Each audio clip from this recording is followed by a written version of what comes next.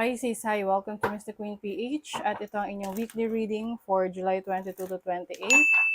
If you are interested in private readings, meron tayong link sa description at sa pinned comment. Pakicheck nyo na lang yung information kung paano mag-book for a private reading. Okay, let's see what is your overall energy. You have, Ace of Cups. This is a new source of happiness. Pwedeng merong love offer. I think even sa August reading ninyo, may ganito rin akong naaalala na offer of love. So yung iba sa inyo, pwede rin tong new source of happiness. Like for example, meron kayong baby sa bahay. Ayan, bundle of joy, 'di ba? Or anything that makes you happy. Pwede rin tong peace offering. So you may be receiving a peace offering from someone, may kipag-ayos, may kipagbati. Your challenge is the 9 of Swords. Something is meron sa inyo ritong naguguluhan. Naguguluhan kayo sa inyong situation. Bakit? Or yung iba sa inyo, maraming iniisip. Something might be stressing you out. Hindi kayo nakakatulog ng maayos. Okay, so your opportunity is the 2 of Swords. Meron kayong kailangan kasing pagdesisyonan. So hanggat hindi kayo nakakapag-decide, hindi kayo matatahimik. Kaya mag-decide na kayo. Siyempre, kailangan nyo pa rin naman na pag-isipang maigi yung inyong decision making. Your blessing is, the 6 of Wands. This is success. Having the attention. So, ito'y galing ka sa isang labanan, sa isang challenge, sa isang conflict, and then, napagtagumpayan mo siya. Ang ganda ng blessing ninyo, Pisces. So, yung iba sa inyo, pwedeng hindi nyo sure kung tatanggapin nyo tong offer na to. This can be career offer, business, or love, or forgiveness. At nag-decide ka kung alin ang pipiliin mo, and eventually, ano man yung napili mo, this will bring you happiness and success. Tanan natin yung iyong money, career, finances. Money, career, finances. 2 of Cups. Business partnership. You have the Knight of Pentacles, the 4 of Pentacles. Wow. So, in terms of your finances, career, there is stability. So, pwedeng kung meron kang romantic partner, maaring pinagdidesisyonan nyo kung kayo ay magbi-business together, no? Hindi lang lovers, but also business partners. So, there's a big possibility na ito ay magiging successful in the long run. Pero siya, slowly but surely. Kumbaga, hindi siya yung tipong overnight success kasi paghihirapan talaga rin to. Effortan. Pagtatrabahuhan. It takes commitment. You have ideas about creating new money. Ayan na nga, meron kang bagong idea on how to make money. So, yung iba, i-research nyo to. And now, you're going to put it in action. So, ayun, siguro kaya kayo nakakaisip ngayon ng iba pang ideas to earn money kasi nagkaroon kayo ng financial loss or financial challenge in the past. So, can be any reason bakit ganon, no? So, importante raw is, this time, mas prepared ka na at meron kang contingency plan.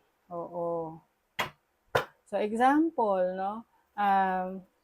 Dati parang hindi ka ganun ka-prepared for emergencies, no? Wala kang emergency fund. Tapos, may dumating na emergency na nagamit mo yung pera.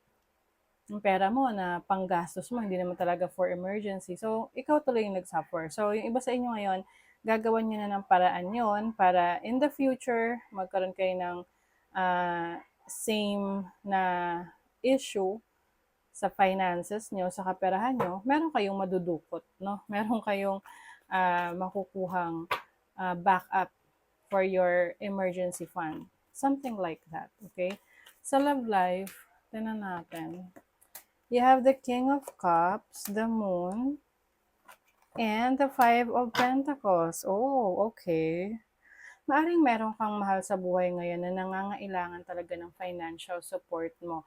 I'm seeing a masculine figure, pwedeng tatay mo or kapatid mo, that is really struggling right now. Pwedeng sa kanyang health issues na kailangan mo talagang tulungan financially. If you are in a relationship right now, possible, yeah, I'm seeing someone kasi rito na merong umiiwas. So, pwedeng ikaw yung umiiwas dun sa person na yon. So, kung ikaw yung umiiwas dun sa person na yon, yung taong yon is hindi mapakali, lagi kang iniisip, or it's the other way around. Maaring merong person na umiiwas sa'yo. Siya yung, o kumbaga ikaw yung hindi mapakali. Bakit kanya iniiwasan? Someone isn't over the relationship. Okay. For some of you, pwedeng nagkakaroon ng challenges sa relationship ninyo. Meron dito na umiiwas, ayaw na niya. At yung isa, sinasabi na, sige, ayusin pa natin, let's make things work. Ganon. Oh, someone here is loving the other person unconditionally. Kaya lang, maaring yung the other person, iba na yung pakiramdam niya. Hindi nakapareho ng nararamdaman mo. So, yun yung doon, yun yung challenge, 'di ba? Na gusto mo pa pero ayaw na niya. So, paano mag-work 'yon, 'di ba? So, ganun na lang isipin mo kung talagang this relationship is meant to be for you, no?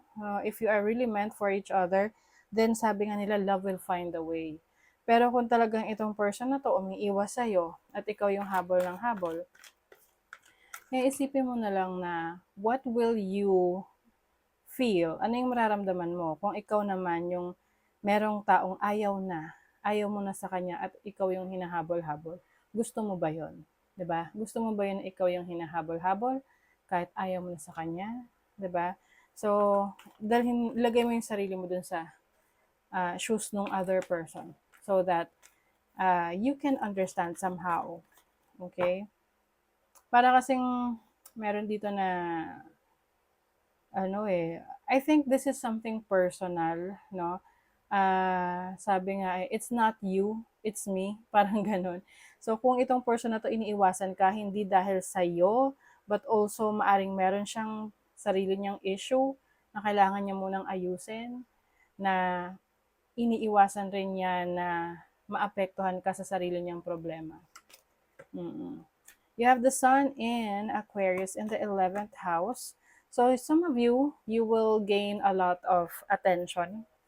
Oo. Maaring sa trabaho, sa business, sa career mo, ka talaga, nagpe-perform ka, so mas mapapansin ka. Sa workplace mo, or kung saan mang field ang iyong work. And then you have Jupiter in Taurus in the 2nd house. Wow. Pagdating sa resources mo, sa finances mo, meron ditong pag-unlad, expansion ng iyong kaperahan. You have the Venus in Leo in the 5th house. 5th house is about dating. So, maaring iba sa inyo, kayo yung very much interested dito sa person that you are dealing with. Yun nga lang, merong siyang sariling issue sa buhay niya. You have Moon and Gemini in the 3rd house. 3rd house is the house of communication, learning. So, some of you, maaring merong mga bago kayong pag-aaralan that will enhance your knowledge, your skill set, na hindi lang isa yung skills ninyo, multi-skilled na kayo. Oo. So, pagdating sa finances, maging maingat sa pag-handle ng kaperahan. Hindi lahat mapagkakatiwalaan, okay, sa paligid mo. So, the 3 is about health. So, pay attention to your health. Kung laging napupuyat, alam naman natin na maraming pwedeng maging side effect yan, yung kulang sa tulog. May fox dito, oh. So, pay attention talaga sa someone who is deceitful. Oo, kumbaga meron siyang hindi magandang intentions towards you, especially sa pera. Okay? Surprise! Release your expectations and be open to surprise. Yes. Huwag mag-expect para ma-surprise ka. Kasi pag nag-expect ka, you will get disappointed. Your release, may i-release ka. Sometimes the best way to grow is to simply let go. Yes. That's part of our life. To release, let go, and grow. 'Di ba? So that is your reading, Pisces. Thank you so much. Bye.